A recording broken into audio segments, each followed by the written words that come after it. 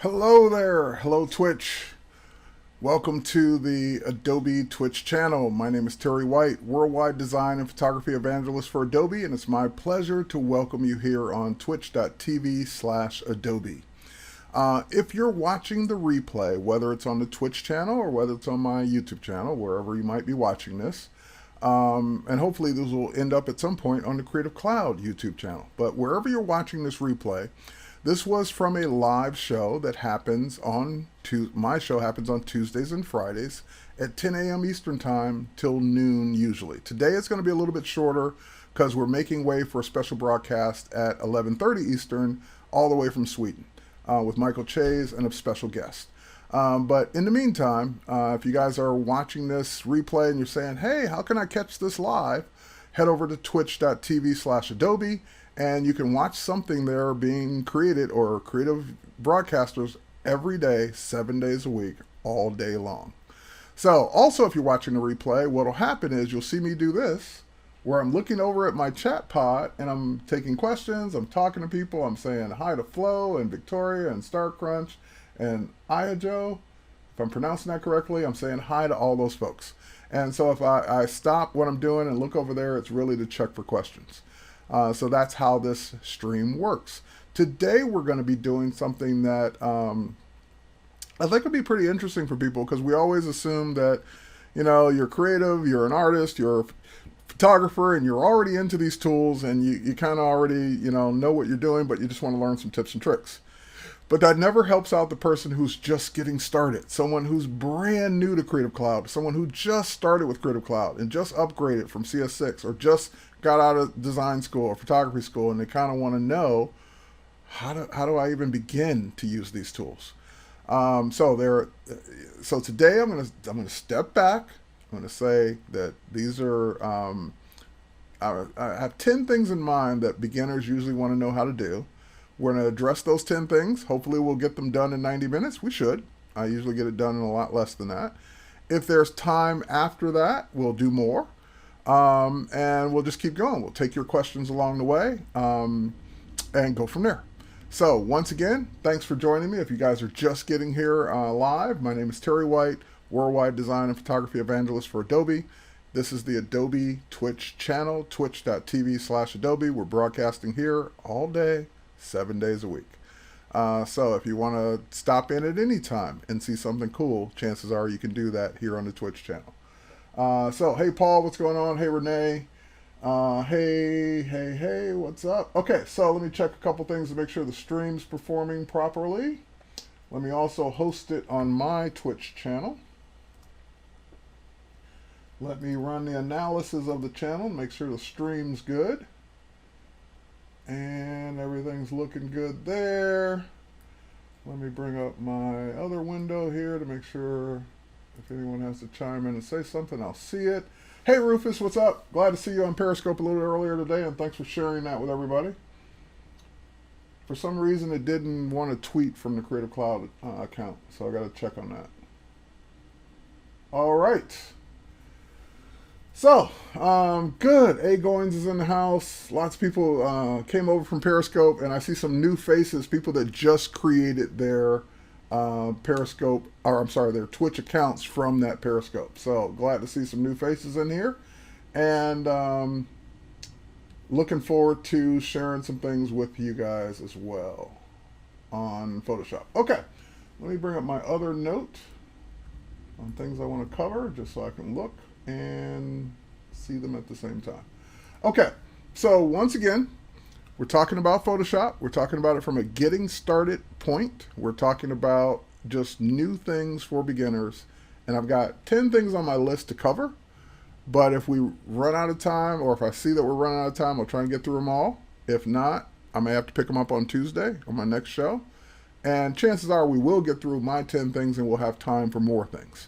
So the only thing is, the reason I'm even questioning it is because I've done it before and it only took like 30 minutes, 40 minutes, but it wasn't live. I recorded a video. So I didn't have any interaction to stop me or slow me down. Today I'm going to go a little slower also because it is live and because people can ask questions. Okay, let's jump right in.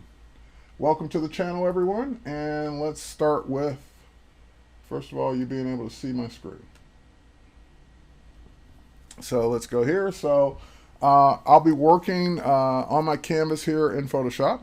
And the second camera that you now see is what I like to call is my hands camera. And that's where you'll be able to see what I'm actually doing, see the pen strokes that I'm actually doing here with my Wacom Cintiq 27 QHD, because people are asking that a million times on Periscope. So that's what kind of display this is. It's a 27-inch display with a Wacom.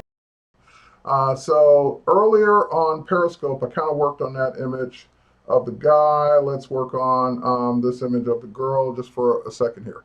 And what we're talking about are removing blemishes, or like in her case, stray hairs and things to just kind of make the image look a little bit better. Now, don't confuse blemishes or temporary pimples or things for freckles. I think the area around her nose is actually supposed to be there. It's freckles. This is a stock image. I don't know this person.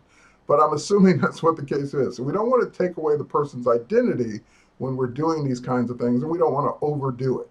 But we want the person to look like they look when we normally see them. That's the end result. And we also have to remember that a camera is a frozen HD image in time. That means that we see things on a frozen image that we normally would never see, or a temporary that would be gone the next time we see the person. Those are the things I usually concentrate on when I'm trying to do a portrait retouch or making a portrait look better. So in this case, we're going to do a couple things right off the bat. And people will usually say, where do you start? I'm in Photoshop. I open up a photo. What do I start with first? And I should probably do this. Hang on. Let me reset my workspace back to Essentials. So I set it to the default workspace that Photoshop normally opens up with. So I put it on Essentials, and the tool, so that way I'm kind of starting where you would be. The tool that I'm going to start with, and one of my favorite tools in Photoshop, is called the Spot Healing Brush. You can also get to that tool just by hitting the letter J on your keyboard. It'll take you right to that tool if you can't find it. Once you get to the Spot Healing Brush, then from that point, show going on and off, intermittent spinning wheel, one on the sound and visual. All right, let me make sure there's good. All good for you. Okay, we'll keep going unless you guys run into a significant problem. All right, so what I'm going to do is just, again, taking, whether it's your mouse or a tablet, you're taking that little circle that your mouse is creating or your stylus is creating, and you're just going to, if it's a mouse, you're going to click on a spot, and it will use the surrounding pixels to remove it. If it's a stylus, you're going to do the same thing and just click the tip of the stylus. Or you can paint around with it. So I can drag it around and say, it'll remove that spot. This stray hair that's coming down. And it's not bangs. In other words, that's not our hair, all of our hair coming down. It's just one strand of hair, and that's the distracting part. So we're just going to go ahead and just drag along that hair and remove it. And Photoshop will do its magic here. I'll zoom in a little bit more. Now all I did was hold down the Z for zoom, Z for zoom, if you're in a different country. And while I'm holding down the Z, just holding it down with my finger, it switches to the zoom tool temporarily. So you can use your mouse hand or your stylus hand to drag in or out diagonally. So that's letting me zoom in without having to switch to the zoom tool permanently. Now I can let go of the Z, I'm back to the spot healing tool. So this way I can go ahead and do things like this and remove these just stray marks and things that are temporary blemishes, pimples, just a windy hair day, things that will take away from this portrait. Now again, I think that's kind of all freckles. That's the makeup of her face. But if it does look like a bump or something temporary, those are the things that we're aiming for. And also, if it's ever a question like, hey, you have this beauty mark or this mole or this thing, do you want that or not? Yeah, they'll usually say, yeah, they usually want it because it's part of who they are. So we'll just go ahead, just kind of remove some of these stray hairs that are sticking off to the side. But the stray hairs don't make up who she is. That's her hair. We keep her hair, but the ones that are kind of going off into the wild, or looping around. I can't stand loops. Those are the ones we usually take care of. All right. How are you hitting the Z with the Cintiq?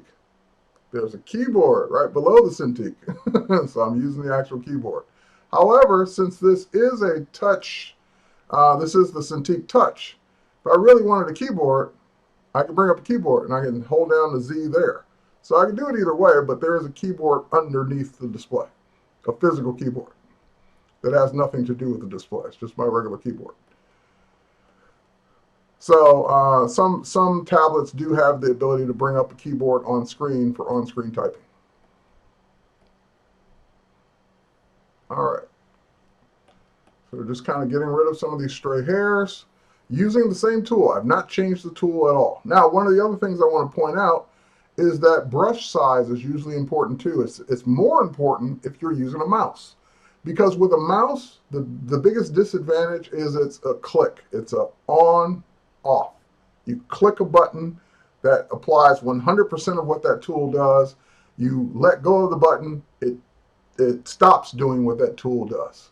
So with a mouse, brush size is important. So to change the brush size, you have, and again, this isn't on every keyboard. I've learned over the years that some countries don't have bracket keys for whatever reason. But on a US standard keyboard, to the right of the letter P, as in Paul, there is a left bracket key, and here we'll see it right here in our hair, and a right bracket key. The right bracket key would make the brush bigger. The left bracket key would make the brush smaller. So that would be a concern. You'd want a bigger or smaller brush depending on what you're trying to do. So for example, if I were using a mouse and I wanted to get rid of a strand of hair, then I really want a smaller brush because I don't want it getting rid of anything more than that strand of hair. I don't want it to look like it did it or possibly cross over to things that it shouldn't have done. But, and here, if we go down here to maybe like this little strand of hair, I can do that as well. So I can even go in and get these little fine hairs to just neaten this up just a little bit more, just with a few strokes here and there. Okay, if you are using a tablet, that's one of the biggest differences is that you have pressure sensitivity. So let me make my brush a little bit bigger again. And now, obviously, that's way bigger than I need for a strand of hair. But the difference is the stylus is pressure sensitive. So if I do a light stroke, it's the size of a strand of hair. If I do a heavy stroke by pressing down harder with the stylus, it's the size of the brush. So here, I'll undo that last one.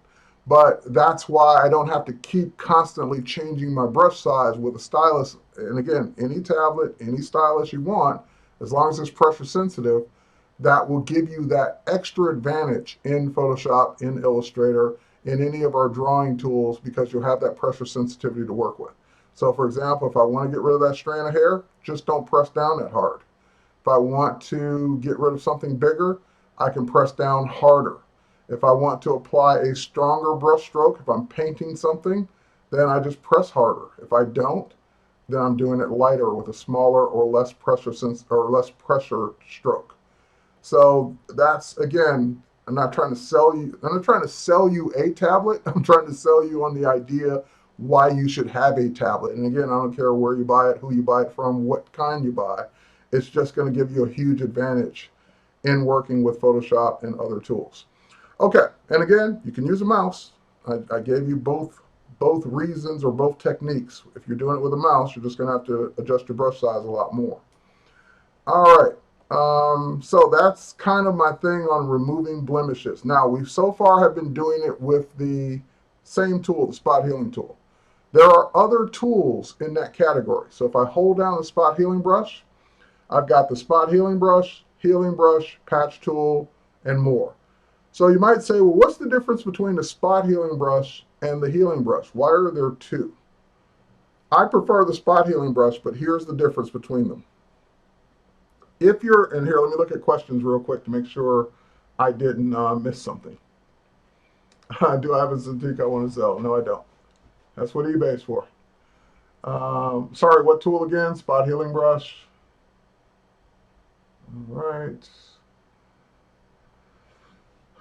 Lands don't have brackets. Close to the P on the keyboard would definitely be us in Sweden.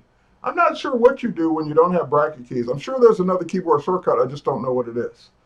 Because, like I said, certain countries don't have those bracket keys. So, what is the equivalent? And if someone knows that in a different keyboard, let me know. Um,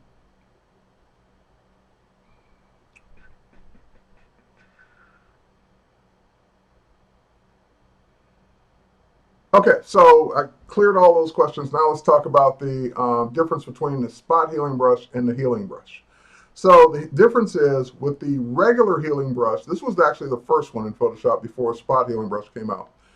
It worked like the clone stamp tool, and if you're new to Photoshop, you don't know what that means. What that means is you have to pick a spot that you want it to pick up from first. And you do that on Mac by holding down your Option key, on PC by holding down your Alt key. When you hold down that key, it changes that tool into a target. So I'm pressing that key on the keyboard.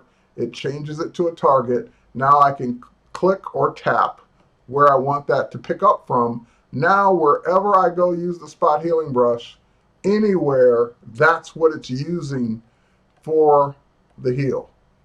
So that's where it's getting the clean part from if I want it to do that. Now, I know some retouchers, some photographers like it that way. They prefer that. They prefer to be in complete control over where it's picking up from. I just find that to be more work personally, because then I got to constantly keep moving that spot. So once I'm cleared in this area, that area won't work in a different area because the skin texture is different.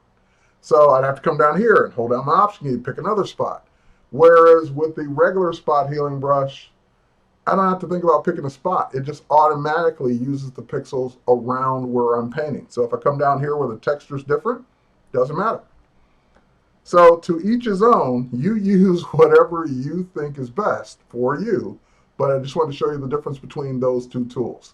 Now, the other tool here is the patch tool. And I equated this on my Periscope earlier. Imagine you're painting a house or a room. Let's say a room is easier. You're painting a room.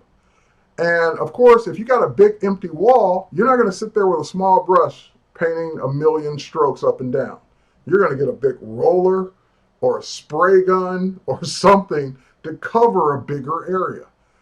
That's the difference between the healing brush and the patch tool. The patch tool is for bigger areas, areas that would take more time if you tried to brush every little spot out. So for example, with the patch tool, if there was just like a big wrinkle or a big something I wanted to get rid of, again, a large area. And she doesn't really have anything like that, but let's say that, all right, so let's say I wanted to just get all of these at the same time. I could draw with my patch tool, kind of enclose them in a selection, and then drag that selection to a cleaner area. And then it will patch that area that I selected with the area that I drug it to. So that's the difference between the patch tool and the spot healing tools. It's just for bigger areas, just for bigger things that you need to move or clone or patch to another area. Now, in the case of you made a selection, whether you did it on purpose or by accident, I made that selection using the patch tool. I just kind of circled my way around something. And now that I'm done with that area, I don't need that selection anymore. And this is what freaks out new people. They just don't know, well, how do I get out of this? Like, how do I tell Photoshop I no longer need that selection? So we always do it from the keyboard, but just in case, I'll show it to you from the menu first. There is a select menu, and there is a command called deselect right there. So you can just go to the select menu and deselect, and it'll do it. But notice it has a command key. That's going to be a lot faster. So when there's a command key that I always use, I'll try to point it out. If it's not one that I use all the time, I'll show it to you in the menu. Or if you're new, I'll usually show you both, let you decide. But Command D on Mac, Control D on PC, that will do your deselect. And even if you're in doubt, because sometimes, especially using the patch tool, you end up with a little selection like that you don't even see. Like you accidentally clicked somewhere and it made a selection, and you're trying to do something over here and it's not working, because Photoshop only works on the areas that are selected. For a second here, let me make sure the stream's still, okay, stream's still going good. All right, so if something's not working, like you're trying to paint, clone, heal, do something in another area and it's just not working, 9 times out of 10, that means you have a selection somewhere else that you forgot about or didn't know you had. So that little area right there, if I try and go to the spot healing tool now, and I try and spot heal out that, nothing's happening. Try and remove that, nothing's happening. Nothing will happen as long as that's selected. Because what you're telling it by making a selection is you only want to affect that area. So that area is selected. I can't do anything else in Photoshop until I solve that. Solve that with Command D on Mac, Control D on Windows, and then I can do anything I want anywhere else. So selections are great. They have a purpose. They're to affect certain areas of your photo. But if you made it by accident or you're done with the selection, you can't do anything else until you deselect. So deselect, Command D on Mac, Control D on Windows. All right. Oops. Let's get back to Photoshop here and let's continue on. All right. So we learned the difference between spot healing, healing, and patch tools. They're all in the same block of tools here. These are the 3 that you're going to use the most to remove blemishes, which removing blemishes was my first of 10 things that people usually want to know how to do. Now, we're going to talk about layering and all that in a moment, but I just wanted to just point out what those tools do first. Because now we're going to talk about layering and other things right now. So I'm going to go ahead and close this image. I knew this image had a lot of things that we could potentially do. So let's talk about layering for a second here. Let's open up this one. All right, so here's a sunset scene I took at Piedmont Park in Atlanta. And what I want to do is I want to composite a friend of mine in front of it. And of course, my friend wasn't there that day. So I have another photo and I can drag that. Okay, so let me do it from the way you would probably do it. You open up a photo, you opened up a second photo. Now both photos are open in Photoshop. So you've got 2 tabs here. You've got the first photo that you opened and the second photo that you opened. And of course, the second photo was in a studio. The first photo was outside. They have nothing to do with each other. They were taken at 2 different times, but people often want to use layers. They want to composite things together. So let's do your introduction to layers right now. We go back to the first photo, or either photo, you'll notice that you're either going to have a layer 0, or in the case of usually opening up photos from your camera, it's going to be a background layer. Or background. Sometimes we don't like to refer to it as a layer. But you're going to have a background or at least one layer that contains your image. Photoshop has or supports literally thousands and thousands and thousands of layers in the same document. Most users will never, ever, ever get that high. They will get to maybe 10, 20, 100 if you're doing something really sophisticated. Or a few, couple, 3, 4, 5, whatever the number of layers you work within is not a badge of honor. It just really means you want things separated out so that if you want to work on a specific thing without it affecting anything else, you can have a layer. For example, let's say that I wanted to play around with my good friend here, Trevor, and I wanted to put a mustache on Trevor, a fake one, obviously. So I could say, well, I don't want to paint on Trevor because that would actually destroy Trevor's pixels. That would destroy Trevor. So what I could do is I could make a new layer. You've got a new layer icon at the bottom of the layers panel. And when you create that new layer, it's just going to call it layer 1, layer 2, layer 3, layer 4 until you rename them. So you can rename them just by double clicking on the name and rename it whatever you want. Hopefully I spell mustache correctly. If not, don't take off any points. Now I'm on the mustache layer versus clicking on the background layer. Mustache layer, background layer, whichever one you want to work on. I'm on the mustache layer. I could go to, for example, a paintbrush I could get black paint, make my brush smaller, and I can say, ha ha ha, we're going to paint a little mustache here on Trevor. Very convincing. Not. Let's undo that last stroke. Hang on. Let's do that again. Still not very convincing. But while I'm playing around by doing this, I'm not hurting Trevor's layer because that mustache is on a layer all by itself.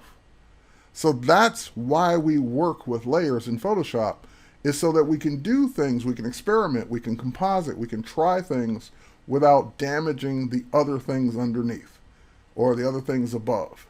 So that's what layers are for in the first place. So we used to talk about them in the old days when I used to teach Photoshop as thinking of layers as you have a photo and you have clear pieces of acetate on top. And you could use a marker and you can mark on that acetate, but it's not affecting whatever's below it. Same concept. If I don't want this layer anymore and what's on it, I can just simply drag that layer to the little trash can down there and it throws that layer away. And that layer is gone, by the way. All right, so how does that work when you're trying to put one photo onto another photo? Well, there's a couple ways to do it. There's always a couple ways to do anything in Photoshop. So I think the easiest beginner way to do it would be to switch to the Move tool, the letter V as in Victor, or Move on your keyboard. So I just hit the letter V. It switched over to the Move tool. And now what I'm going to do is I'm going to move Trevor. I'm just going to pick Trevor up and put him on the other background. So the way I do this is drag anywhere. And when I start dragging, and I go to that tab and let go, nothing happens because you got impatient. Or I got impatient. Let's try it again. You think, oh, the other image came up, let go. No, you have to do one thing first. Drag Trevor up to that layer, keep holding, and drag into that image and let go. That will actually tell it to, oh, you actually don't want to look at that layer, you actually want to put this on that layer. So that's one of the fastest ways to do it. You can do it from the layers panel, duplicate to the other image in all kinds of ways, but if we covered all the ways to do any one thing in Photoshop, we could be here for 3 hours. Okay, so that put them on here, and this is a common problem that people run into, is that the lock didn't matter. That he's on this layer at his original size, which may not be compatible with the size of the image you brought it in. It may be too small or too big, sometimes just right, but usually it's one or the other. So in this case, that is now layer 1, and I had layer 0, which is the background. So layer 1, I'm still in the Move tool. I can move them around and put them anywhere I want in this layer because that layer is separate from the layer below, and I'm still on the Move tool. So the Move tool lets you move your image around, or not pan around, actually move the image around or move the layer around. So in this case, I move it around, and honestly, that's just a little too big for this background. Even we're not worried about the gray just yet. Even if the gray was gone, he looks a little too big on this background. So what we have to learn how to do is size things down. Now, the easiest way to do that is, I always do it from the keyboard, so bear with me while I refresh my memory as to where it is in the edit menu, but it's called Free Transform. Command T or Control T on Windows. When you do Free Transform, hey, what's up? What's going on, everybody? Oh, that's how you do it. Yes, that's how you do it. And don't destroy Trevor. Yep, that's not destroy Trevor. Usually tens of layers. Okay, good. All right, so if I go to Free Transform, you notice it put all these handles around Trevor. And this is one of my biggest pet peeves with anyone that works in Photoshop, or any other tool for that matter, InDesign, Illustrator, or anything else. And they don't respect the aspect ratio. They don't respect the proportions of the original image. What I mean by that, I want to make Trevor smaller. Oh, I know. I'll grab the upper right-hand corner and pull in. There, he's smaller. And see, I can still pick him up, move him around. Notice anything strange about that? Or my other favorite. There, he's smaller now. Be smaller, see? Smaller. If you don't do this right, you will stretch your image. Your image will look stretched, we'll notice it, and we'll laugh at you silently to ourselves. But don't do it that way. Yeah, hey Michael Chase, what's up? So I'm going to hit escape to get out of that mess I just created and teach you the right way to do it. So here, edit, free transform again. You can grab any one of the corners usually when you're trying to scale something, size it down. But use your other finger to hold down the shift key. If you hold down the shift key, you're telling Photoshop to respect the original aspect ratio, the original proportions of the image, and you can scale all day long. I can just grab that corner again and scale, and I can't distort him. I can't pull too far one way or the other. All I can do is go bigger or smaller. I can't distort. So the shift key always constrains proportions in every application except Muse, because in Muse, since it's a newer application, we assume you want to do it this way, so the shift key is not required. But in Photoshop from 25 years ago, 26 years ago now, that's the way it was 26 years ago, and it hasn't changed. So in all the other tools, they kind of just adopted the same thing. Shift key, keep the proportions right. Size it any way you want, but don't make him stretch. Don't make him too skinny. Don't make him too fat. Don't make him stretched because you didn't hold down the shift key. We'll know. All right, and when I say we, I mean the people looking at your photo will know, because it just won't look right. Something will look a little strange. So now there are all kinds of issues with why he doesn't look right in this scene. Number one being the lighting, number two being the gray background. But what I'm trying to do right now is at least get him to the size he would have been had he been standing on the ground right there in front of the camera. So I might want to make him a little smaller. Hold down the shift key. Make him maybe right about there. And if we're going to bring him up that high, maybe make him even a little smaller. Something. So yeah, because see, if we go too small, it doesn't look right. So maybe something right about there. And we don't want to cut off his hands. We don't want to make him look like an amputee. So if you're going to go exaggerate it a lot, or you're going to bring his hands into the shot. And we can just bring them all the way up, because that's all there is of them anyway. Okay, so we've got them in the shot the right size. Now, again, just like, remember when I showed you how to deselect? You had to deselect when you were finished. Well, if I'm finished sizing and moving him around, then I need to tell Photoshop I'm finished. So you can do that a couple of ways. Up here on the tool panel, there's a check mark. Check, I'm done. Or just hit return or enter on your keyboard. So if I just hit return, Photoshop says, oh, okay, you're done. Now you've got him scaled. You can still move him around because he is on his own layer. You can put him anywhere you want. All right, now we're in the layers part of the what people want to know how to do. And at this rate, we definitely won't get, we might not get through all 10. But what I want to show is that we're always going to be working with layers from here on out. But I want to show the, where do I have this one?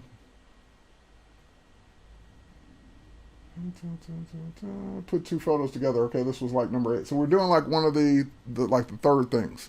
Putting two photos together, which we've done, but we won't need it to make it look right. Part of layering, which is my number 4, is masking. So you can try to mask out that gray background. It's not going to be effective and fast because that's not the way you really want to do this. But I just want to show you what masking is first. On the layers, when it's a layer and not the background, like the other photo, remember, it was the background. And by the way, if you want to turn the background into a layer, just click the little lock icon in Photoshop CC. That turns it into a layer. Now you don't have to worry about it being locked to the background. But when it's a layer and not the background, that means you can also add this icon down here in the lower right hand corner. You can add a mask. That's called a layer mask. That little dot with a square around it. When you add a layer mask, that puts this square, this rectangle next to the layer. So it's on the same layer, but now you're working on that versus the image. See how you can toggle back and forth? When you're working on the actual image, then that means you can mask I'm sorry, when you're working on the mask, not the actual image, that means you can mask out parts of the image. Masking is one of the most powerful things in Photoshop. This is not the best case for it, but it is one of the most powerful things. Because now with that mask, it's non-destructive. You might think, your first thought might be, well, he needs to erase that gray. And yes, I could. You grab an eraser tool and start erasing the gray, but that's permanent. If I make a mistake and don't notice it and come back later, those pixels are gone. With a mask, I can make a mistake and always unmask. That's why we like mask over erasing. So the way masking works, that icon is white. So to mask out anything on that layer, you use black. Use the opposite. If you wanted to restore, you'd use white to bring it back. So your foreground and background colors are whatever they are, whatever you last used them on. You can toggle between, you can reset it to black and white just by hitting the little tiny black and white squares. That will reset your foreground and background. You can toggle them using the little arrow above them. So that toggles them back and forth after you reset. So I want black to be the foreground. I want to go to the paintbrush, and what the paintbrush will allow me to do, if I make it bigger, it will allow me to mask out parts of this photo. Yay, I can get rid of the gray. This is not the way to do it though, because if you do it this way, it's going to take a lot of time, because I did the easy part first. That was great. Oh man, I got rid of all that gray around them. Oh, now I got to go in closer, work with a smaller brush, and get it more detail. And you're just going to spend a lot of time trying not to get his shoulder, not to get his face, not to miss parts of the gray. And while this will work, this is one of those things in Photoshop where, yeah, there's always 2 or more ways to do something. And this is a way. This is not the way. This is not the good way to do it. You can do it this way. I'm not going to fault you for it. If this is the way you like, it's going to take you a lot of time because, again, you're just going to have to keep getting smaller, zooming in, and working around them. It'll work, but that's the slow, painful way to do it. So instead, I'm going to, let's see, how do I want to do this? I want to delete that mask. All I did was right-click on it, delete the mask. I'm going to start over. That's not the right way to do this. The right way to do this is let Photoshop do most of the work. So what I have to do is tell Photoshop I want him, not the background. So that means I have to select him.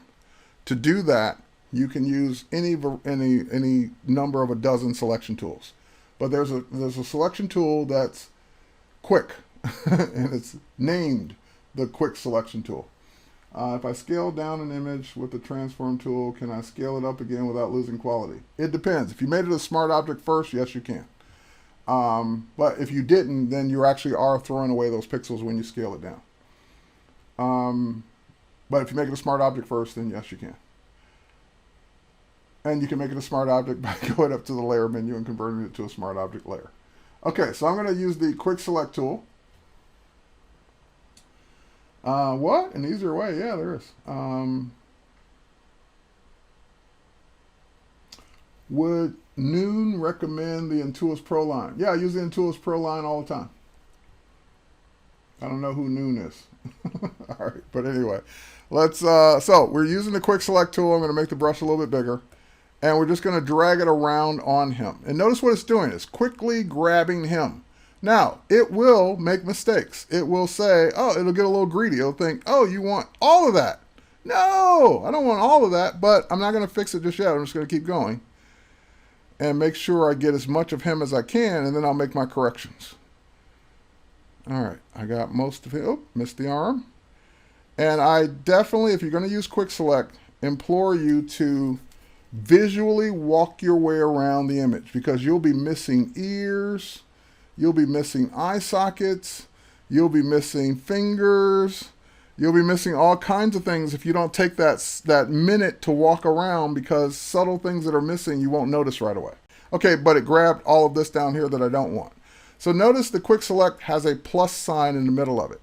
I'm going to hold down my Option or Alt key to tell it to do the opposite, minus. So plus means add to the selection. Option or Alt key, subtract from the selection. And I just touch that area and say, oh, it knows. Oh, you don't want that. Okay, good. Got it. I don't want this piece in between either. So I make my brush a little smaller. Not that small. And not that small. There we go. I keep getting it just right and then touching it again. Okay. And then I go in here and say, oh, you don't want that area either? And it snaps. It kind of knows just based on what you're doing. So it gets smarter as you're making your selection. It keeps making adjustments. Missed that little part of the shirt. Let's get that. I still think I'm missing a little part of his ear right here. You can, of course, zoom in and see, make sure you're getting everything. And, yep, missed this little part of the shirt over here. Okay. Looks like I'm making my way around. Looks like I got it all. I'm good now. Oh, missed this little part over here. Cut it. Oop. Cut in too far. All right. And just visually making my way around. Okay. So now I've told Photoshop that's what I care about. If I want Photoshop now to get rid of or discard everything else, there is an option in the tool panel whenever you're on a selection tool. Whether it's the lasso, the rectangle marquee tool, the quick select, whatever selection tool you're on, this refine edge button will be here as long as you're on a selection tool. If I switch to the move tool, refine edge goes away. If I'm on a selection tool, lasso, whatever, refine edge is there. Once you've made a selection, click refine edge while you're still in a selection tool. And that will say, or will start to show you what it would look like if everything else were gone. Now, I don't want to see it on a white background. I want to see it on the actual layer. I want to see what it would look like on the background. I haven't done anything yet. All I'm doing is previewing. So at this point, there are some rough edges, like around his arm. It's cut. It's just like cut a little too hard. And I missed a little gray there. That's okay. So what I'm going to do is turn on Smart Radius. Increase the radius a little bit. And what Smart Radius is, the reason it's called Smart Radius, is it where his hair is, that should be kind of a feathered selection. Where his shoulder, his arm is, that should be a hard selection. So Smart Radius, by dragging that slider, you're giving it that range to work in to where it knows what should be hard, what should be soft. And going overboard will make it too hard in some areas and too soft in other areas. So you kind of just want to give it a little bit. And that will soften up. Now, if it missed a spot here, you can hold down your Option or Alt key and kind of add that back in. Oh, and hang on, let's make sure I'm doing that right. Yep, good. Adding that back in. If I zoom in on this gray spot here with that tool, the tool it gives you, I can go in here and say, no, no, no. Maybe not. Okay, no, it won't let me do that because it's too small, but too small of an area. But that's okay, I can fix that in a minute. So we did a much quicker cutout job just by doing this than we would have trying to mask our way around. And I'll fix that little gray spot in just a minute.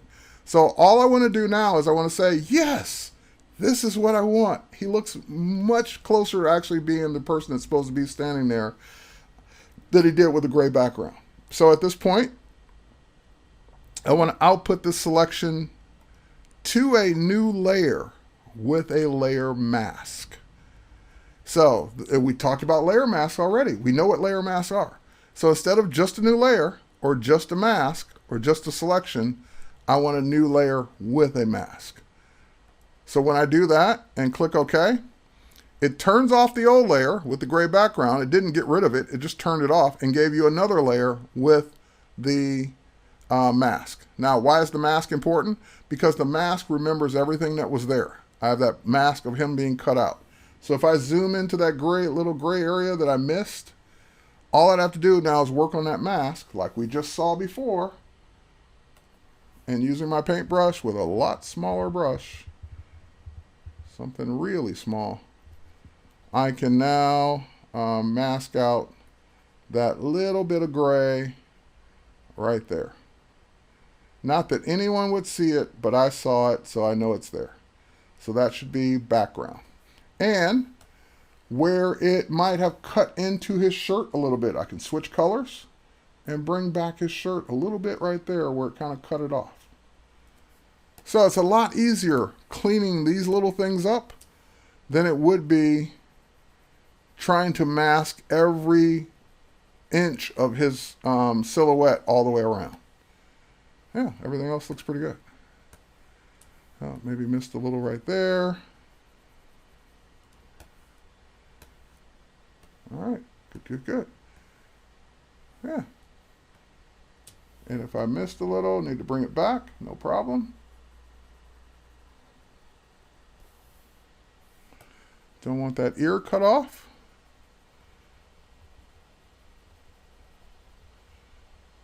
Top of the ear. So we're just doing some quick little touch-ups. But there he is. He's now cut out on his own layer, and I can still use the move tool, move him around, scale him, put him anywhere I want, say that he should be more on that side. Now the lighting kind of doesn't look right, and that could be, well, we could, again, spend some time talking about that. But if someone ever questioned it, just say, yeah, I used a flash. I had a light set up and I put it on him and lit him. No. But and that you could have done it that way, and then it would look like this.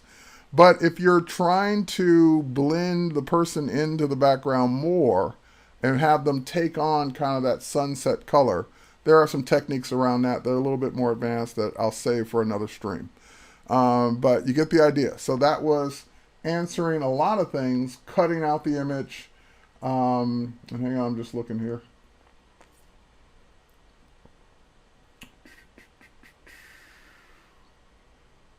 Thoughts on a brush mask versus a vector mask? It depends. I 99% of the time use brush masks. But if I'm trying to cut out something that, like an object, a car, or something like that, then I might use a vector mask. Something with a lot of hard edges. People, since I'm doing mostly people, I'll use the pixel mask. All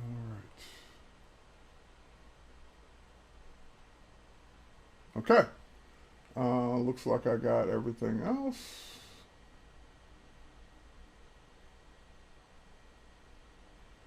Is there a quicker way to adjust the brush size with a Cintiq? Like a PC, you can hold down and control. Well, on any of the Wacom tablets, they have, well, I shouldn't say any. The Pro line on up has what's called this, I don't know their technical term for it, but let's go to a brush. It has, in this case with the Cintiq, it's actually removable. All the other tablets, it's actually built into the sides of it. But this is their XK remote. So this is a wireless remote that allows me to just, with that wheel, dial my brush size up or down. I dialed it up a lot. So let me dial it down. So you'll see me, you'll all of a sudden see the brush get bigger or smaller. It's because I reached over and just put my finger on that and dial the brush up, dial the brush down. Some of the older ones had a touch strip where you would drag your finger up or down to do those. So yeah, the tablets usually have buttons or keys or wheels to make those brush size adjustments faster. And you would just set that in the Wacom's settings for the tablet. All right. Okay. So we got that out of the way. Now let's talk about, I'll leave those open. Let's grab another one.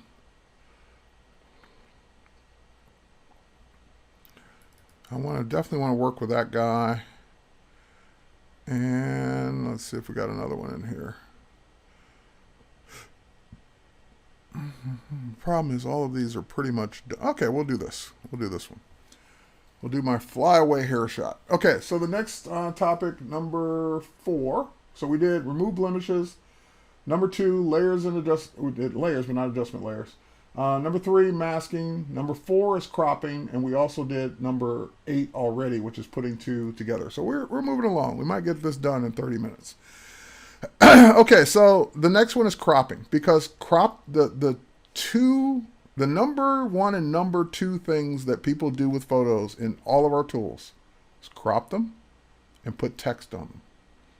Those are the number 1 and number 2 most used things in Photoshop, believe it or not. Because everyone crops at some point. And if you're doing design work, everyone's going to put text on something at some point. So number 1 and number 2. So number 1, cropping. How can we crop? Well, there's a crop tool. Makes it pretty easy. It's right there. And here, let me switch back to my defaults. Ratio, clear. All right, escape out of that. Okay, now let's grab the crop tool. When you grab the crop tool, in Photoshop CC, there's a checkbox that's important now called delete cropped pixels. If you have that checkbox turned off, which I love it turned off, then you're doing a non-destructive crop. That means that you'll always be able to come back and uncrop the image. You're not permanently throwing away those pixels. That's what I love about it. So, for example, if I wanted to post this on social media and I kind of want it to be more of a portrait, I don't want all that extra space on the left, but maybe I want that space later to put text on it. See what I mean? So I don't want to give up that space. I just don't need it right now. So I can pull in from any side, and I get a rule of thirds while I'm doing that, and that will allow me to adjust the crop. Now, if I say, okay, I'm done, and I save this image and close it and come back tomorrow, and I say I want that text back, I can still get that text back. That space back. I can still get the space back. The other way you can use the crop tool instead of the handles, it might be faster if you know the area you want and say that I know I just want her head. Then I can just drag the crop wherever I want it and let go. And then it says, oh, that's the spot you want. And I can still make adjustments with the handles. So I can still say, well, yeah, I kind of want her hair too. Oh, didn't want to go too far. Yeah, I want to do that too. Okay, so that could be the crop. But notice that when I go back to the crop tool and click on it, I always have the ability to uncrop because I never told it to delete the pixels. So that's rule number one of cropping. You can either delete the pixels, meaning they're gone. Once you click OK, save the image, that stuff you cropped off is no longer in the file. Or you can say, no, I want the option to always be able to go back to the full image or whatever I had. Don't delete crop pixels. So that's the options. Let me see if I have another one here. Let's do this one. I want to show you another technique, another tip. Cropping doesn't always have to be in, meaning it doesn't always have to be to reduce an image. Maybe, here, if I zoom out a little bit, that was Command minus on the keyboard. If I zoom out a little bit, maybe I want some more space on the right to put more text, to do something more. So I can expand the canvas to the right and hit return. And now I've made the image area bigger by cropping out, pulling away from the image to make the image actually bigger. Now, of course, it's not going to magically fill in that area, although I can magically fill in that area. But in this case, it just said, okay, I gave you some extra canvas to do whatever you want to do with it. Now, I'll show you a tip that's not too advanced. It's still kind of basic that will help you fill in that extra area. So we could, now, the problem is if I try and paint that gray in, we'll see the line. It's also got some vignetting, this dark area around it. That's going to make it kind of a challenge. So one of the things I can do is I can decide, first and foremost, that I want to take that vignette edge over to the right. So let's do that. Let's grab the marquee tool, and let's just grab the vignette area and just make a selection. Okay, so now I got that selection, I'm going to duplicate just that part onto its own layer. And the keyboard shortcuts for that, the easiest way to do it, that I do it all the time, is Command J, PC Control J. Now that little strip is on its own layer, and I can use the Move tool and put it over here. Great. So now I just have the space in between. So what I want to do, and I have to find an area of this that's not got the vignette on it, so maybe something like this. So we're going to go back to the original background, the original layer 0, and we're just going to grab some of that gray that's kind of even, that's not starting to fade to the black or fade out. So something like that, kind of still even, doesn't have really a lot of transition from light to dark. And we're just going to also put that on its own layer, Command J again. So now I've got a layer of just that, and I've got a layer of just that. So those are my 3 layers. So I'm going to take that middle layer, the one that's just that, and I'm going to Command T, free transform, just like we saw before. Now we saw free transform make things bigger. Remember, we held down the Shift key, we made Trevor smaller, we made Trevor bigger. That's what I would normally do with the free transform. If it's a person, place, or thing, because I don't want them to look stretched. But that's just gray. I don't really care how that looks stretched. So for example, I can just go ahead and do that and pull that down. And we got to get it off her hair, but you get the idea. So now I've extended that gray into the other parts of the photo. Now there's a slight transition because the color is just off a little bit, but that's okay because we can fix that with another tool you've already learned. So let's just, we can either flatten this down or make a composite, but let's flatten it down. So I'm going to say I want all of those to be the same layer now. So I'm just going to go in and say flatten image. I don't need them separate anymore. And now what I want to do is I just kind of want to blend in those little areas where I can see a line. And we can do that really easily with the patch tool you've already learned. So again, we just take that line and say, hey, let's blend that in over here. And that line goes away. We take that line and say, hey, let's blend that in right here. And that line goes away. Now it looks like that was the original canvas except for that little stray piece of hair there. Just that easy. So your crop tool works both ways. And in this case, the only reason this was a bit of a challenge is because of the vignetting on the sides. I wanted to maintain it all the way over to the right side. If I didn't care about the vignetting, it would have been even faster. Okay. Checking for questions.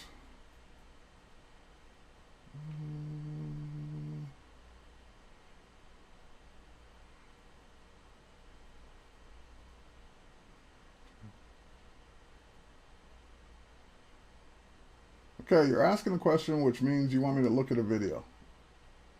Okay, hang on. I'm bringing up his video on my other display.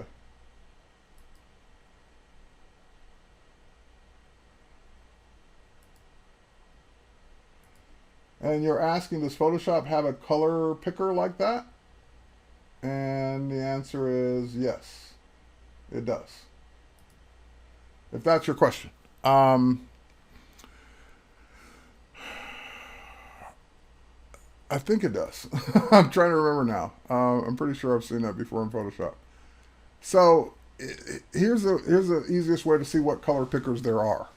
Go to your preferences for Photoshop. And I'm trying to remember what category it's in because I don't always change this. But there is maybe it's under interface. I can't remember where it is, but yeah, there's a preference to change your default color picker. And since I don't know where it is off the top of my head, I can't take the time to look for it right now, but I would say yes, there is a way to do it. Yes, there is a way to change your color picker. Look around in your preferences for it. I would love, if I knew it off the top of my head, I'd go right to it and show it to you. Because that's one of the pranks we've done at Photoshop Worlds. We show you can change someone's color picker to something totally different than what they're used to, and they're like, where did this come from? So I know you can change it, and I think that one is in there. Okay.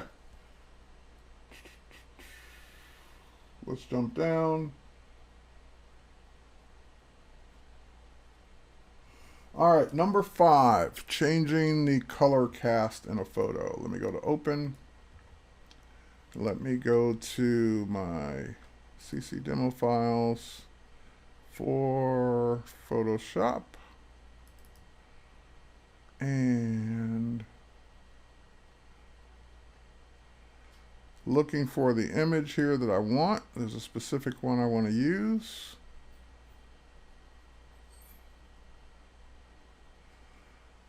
Should be here. It may be in an older folder. Hang on for a second.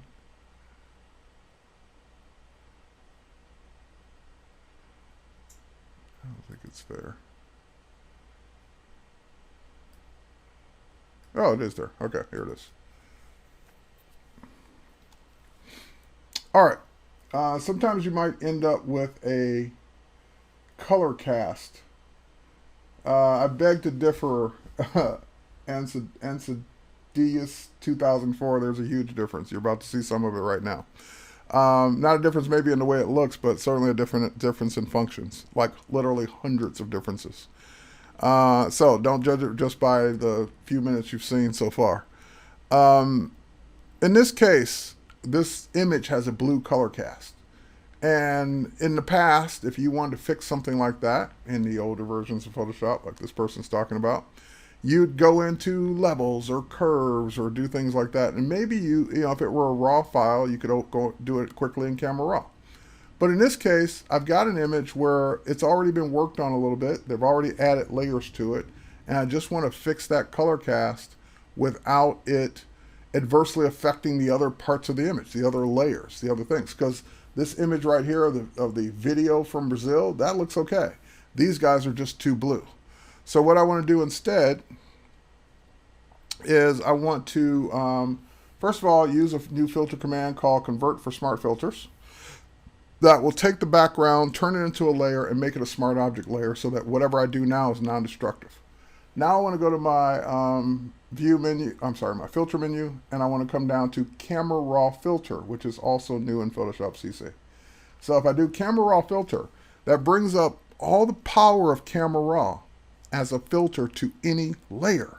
So I'm not having to do like a Camera Raw would just do it to all or nothing. I'm able to do it to specific layers, anything I want, and because I made it a smart object, all non-destructive. Okay, so the tip here for beginners is that the fastest, easiest way to fix color is in Camera Raw. So by bringing it up as a filter, I can say, hey, this shouldn't be this blue. I don't know what to do to fix it, but there's one button I can click, or two buttons I can click actually, that will help me do it. So this is first eyedropper. This is the white balance eyedropper. It says white balance if you hover over it. The white balance tool. And all you're going to do with that tool is you're going to look for something in your photo that should be neutral or gray. In other words, the bottom of that tint, I'm guessing, is gray. Maybe it's the scarf hanging out of his, or the little cloth hanging out of his pocket. Maybe that should be gray. But whatever in my photo should be gray, that's what you're first looking for. If you don't find anything in the photo that should be gray, then look for something that should be black or should be white. Those would be my second and third colors. But since the bottom of that tint should be gray, all I have to do is click the eyedropper one time on that to fix the color cast. So, way easier, way faster than anything else we've had before to do this kind of work. Now, the other thing is, we've got, even since this was introduced a couple of years ago in CC, I can now take this even a little further while I'm still here in Camera Raw. In Camera Raw, I've got this great gradient filter. And with a gradient, or graduated filter, I should say. With a graduated filter, I can say that I want to pump up that sky a little bit while I'm here. So I can pull this down, and it just defaults it to whatever it defaulted to. So it defaulted to exposure. I don't really want to pump up the exposure. I can lower the exposure to make that sky look more dramatic, and it's doing it gradually down. The other thing I can do now is another new thing that was introduced in the last major update to Camera Raw, and that's the ability to have dehaze. So I can use dehaze to kind of get rid of the haziness in that sky to make that look better. So when people, I kind of chuckle a little bit when people say that there's not a lot of difference. I'm showing you like differences every 5 seconds of what's different and not in CS6. And while, yeah, technically some of this was possible, it would have taken many more steps, much more time, and not be as precise. So I answered the question earlier about, does it have to be gray? No, look for gray first. If you don't find gray, use black or white. Now, here's the other thing that was new. Even though we had the graduated filter for a while, the problem is that graduated filter it doesn't know the difference between sky and her and him. So by pulling that down, it also pulled it down onto them. So what another new feature that got added was the ability to brush and use the minus brush to remove that blue off the areas, or that graduated filter off the areas of the photo you don't want it on. I don't want it on the top of the tent. I don't want it on the top of his head. I don't want it on the top of her head. I can actually mask out or get rid of some of that graduated filter, even though it's very minimal at the bottom, but if it were too much, I can get rid of it off the parts of the photo I don't want it on. Once I say okay, it adjusts that particular part of the photo. So we went from that to this, a much happier, better day. That now all the colors are correct in that photo, didn't affect the type, didn't affect the other layer, didn't affect anything else, because we're able to now to apply camera raw and make these quick color cast adjustments to a specific layer that needs it. Okay. Oh, okay. Sorry for the confusion then. Next, let's talk about all right, we'll do those two things. So 6 and 7 are kind of like in the same ballpark. So we'll do both of those together. And we got about 16 minutes left of time. So we should be able to wrap this up pretty quickly. Let's go to Open.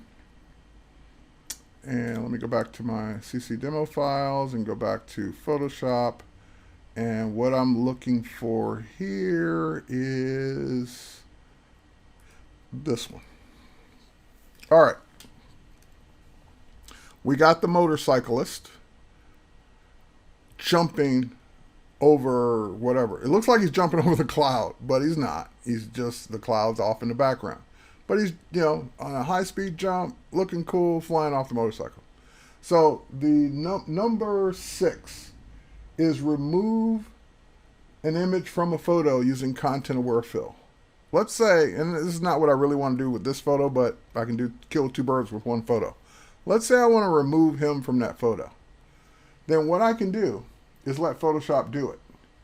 I can, now since the sky is pretty clean, I could patch it out, but I'm just going to show you a quicker way.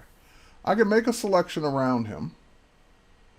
It obviously doesn't even have to be that accurate, as you can see. And once I make that selection, if it's a background, I can just simply hit the delete key on my keyboard. If it's a layer, I hit shift delete. So it just depends. Since it's background, delete. That will bring up the fill option. And in the fill option, I've got content aware. This is not new. This has been here for a while. So content aware fill. Oh, hang on. Did something different with that option here. I didn't look to see what it said. Yeah, not blend mode color. We want blend mode normal. Okay, content aware, color adaptation. Go ahead and do it. And that will just remove it. That will fill it in with the original background area, what was surrounding it, and get rid of it. Magic. Okay, so content aware fill, not new, been there. So let's go ahead and undo, and that's, by the way, one of the ways to remove part of an image. Another way to do it would be the patch tool, which you could start patching him out, which we've seen that. But while I've got the selection, one of the newer things we can do is under your patch and healing brush is content aware move. When you do content aware move, you're saying I want to take that area that I have selected, and I want to just simply move it to another part of the photo. Now, in the past, that would mean making a selection, duplicating the object onto its own layer, moving it over, and then worrying about filling in where you left the hole. Now we can do that all in one step with one tool. So I've got, and there's another, even a bonus option to that, which is at the top here. Transform on drop is really new. So transform on drop wasn't there before, and now it's an option. I've got it turned on. So when I pick him up and pull him over here and pull him down a little bit and let go, Photoshop says, well, I'm not done yet because you had transform on drop turned on. So what transform on drop lets me do is say, not only do I want to move it over to another part of the photo, but I want to make some adjustments before I let go. So maybe I want to turn them that way a little bit. Maybe I want to use my right click and I want to flip him horizontally and rotate him some more. Maybe I want that to be the new look for this image. So, and I want to scale it down, hold down my shift key, make them a little smaller. So now that I've done those things to it and I'm all done making all my transformations, now I click OK and it does it all in one stop. So that was transform on drop content aware move tool to move things in a photo. Now if I deselect it If it left a little too much blue of the old sky and the new sky because I didn't select it close enough, you have new color adaptation modes up here where you can adjust how much of that color, how much it adapts to the new color that you're dragging it into. So you can play around with that slider before you deselect to continue to make adjustments to it. All right.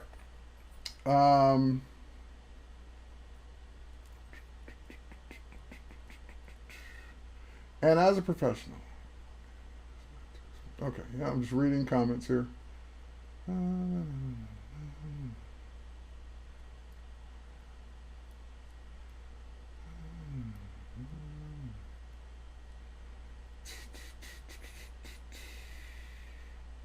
Hey man, what's up? Okay, so we did 4, we did 6, which is removing an object from a photo. We did 7, which is move an object in a photo. We did 8, which is put 2 photos together. So we've got 5. Oh no, we did 5, just in the color. So we got 9 and 10 left. Okay, so, and I got plenty of time to do it. I got 10 minutes. All right, so let's do number 10, or 9, I mean, text. Like I said, the 2 most popular things people do with Photoshop, cropping and adding text. So if we go back to one of those photos like this one, and I want to add text to it, well, there's a type tool. I grab the type tool, and I could say, just click anywhere I want to type. Now you can either do it one of 2 ways. You can click with the type tool, or you can click and drag to confine an area that the type's going to be in. I usually just click for the most part. Now that I've clicked, I can go ahead and type. Now keep in mind, Photoshop will always type in the same settings that you had last. You're not going to see this type because I can already see the problem. The last time I used the type tool, I was typing in white. I'm on white. So I'm going to be typing white text on a white background, and it's in whatever font and whatever size I used last. So I can type it first, then change the color and font, or change the color and font and then type it. It's up to you. I'm just going to go ahead and type it first. Oh, you can't see it because it's on gray. Blown away. Because she's got the wind-blown look. Blown away. Okay, so now I've got the blown away type typed in the font that I last used, the size that I last used, the color that I last used. Now I can say if that's all I want to type, I can go ahead and click the check mark. Now, of course, that automatically creates a layer. So type will always be on its own layer. So that means you can pick it up, you can move it around. You'll get smart guys to let me know that that's now centered from the top and bottom. If I want to scale it, I could have just increased the point size of the type, just like you would in any other program. Or I could scale it as an object like we've done before with free transform. Command T, hold down my shift key, and scale it. Now, I told you the number 1 rule I hate when people break is when they don't hold down the shift key when they're working with images, people, places, and things. With type, it's not so much of a concern because you might want the letters to look skinnier or taller or fatter. That's okay if you don't hold down the shift key. Photoshop will adjust the type accordingly. All right, so now that I got that, while that layer is still selected, which it is, I can go to my type tool again without selecting, and I can now have some fun. I can say, well, what would it look like if I picked a different font? First of all, let's pick a different color. Obviously, I can pick any color in the spectrum. I can make this any color I want. One of my favorite things to do is to actually use a color that's in the photo because likely it'll match better because you're matching something that's already in the photo. Instead of me trying to pick like a pink or green or whatever that's in the photo, where her lips are fair game, her lipstick color. So notice the minute I move outside of my color picker, it turns into an eyedropper, and I can start sampling anything I want. Skin tone, color of the hair, color of the lips. And now I get the exact color that's already in the photo. So that way I don't have to worry about it not matching because it does match something that's in the photo. So we got the color done. So let's go ahead now and look at fonts. And I'm going to go ahead and zoom this up a little bit.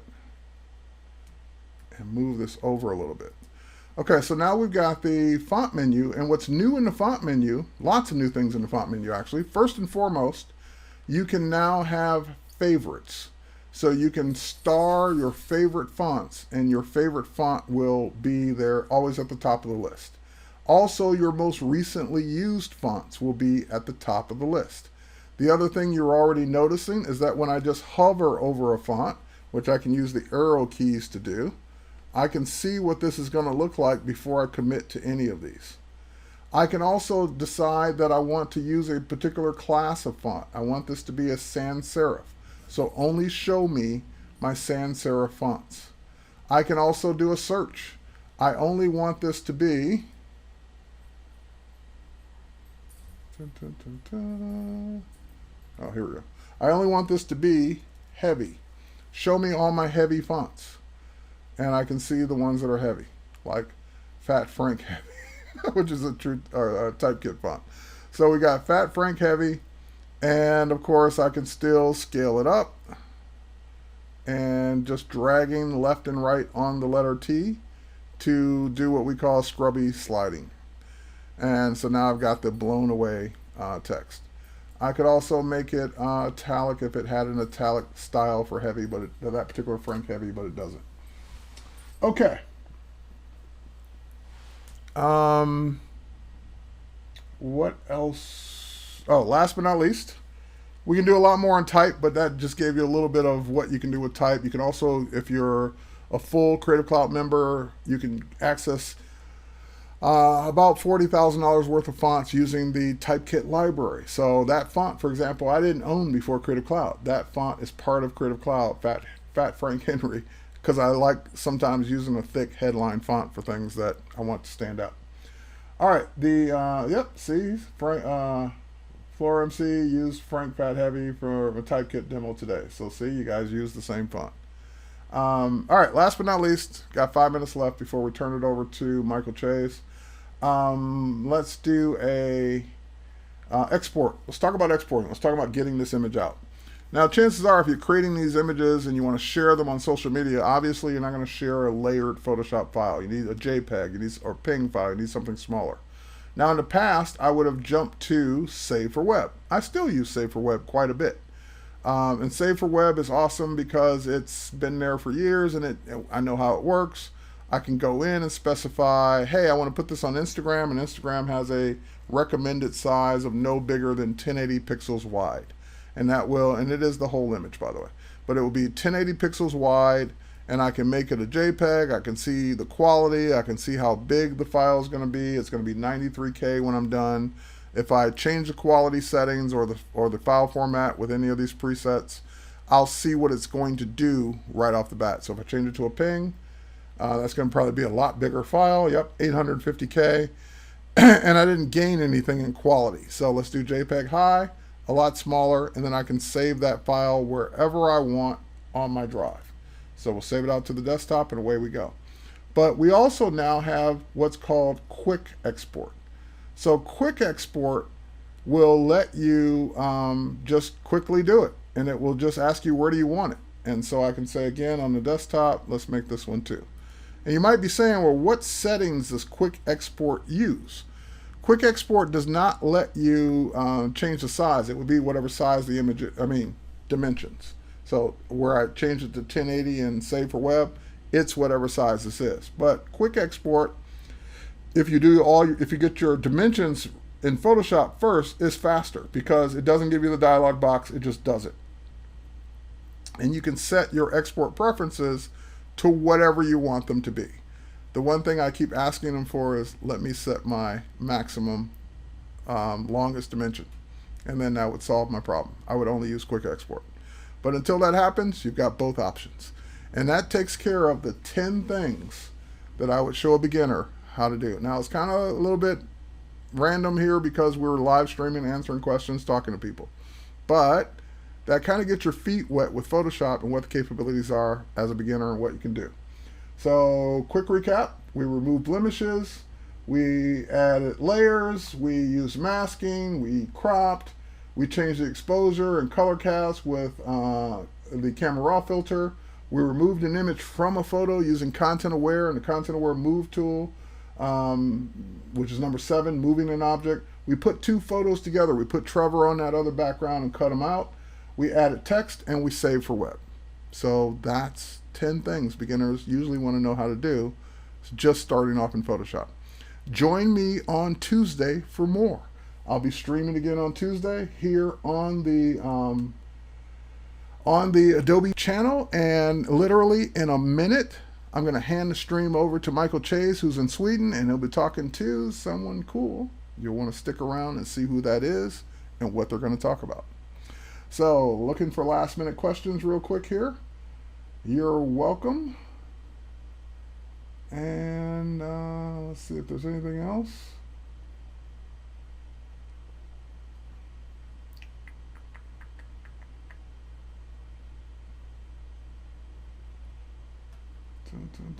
Cool, glad you know it's useful, glad you like it. Yes, winter is coming. All right, so with that said, my time's up in like literally 15 seconds. Okay, we'll do a count out. And just checking everything. And again, here on the twitch.tv/Adobe channel, there's always something creative going on 7 days a week. So with that said, take care. Thanks for watching. We'll catch you on the next one. And I'm out.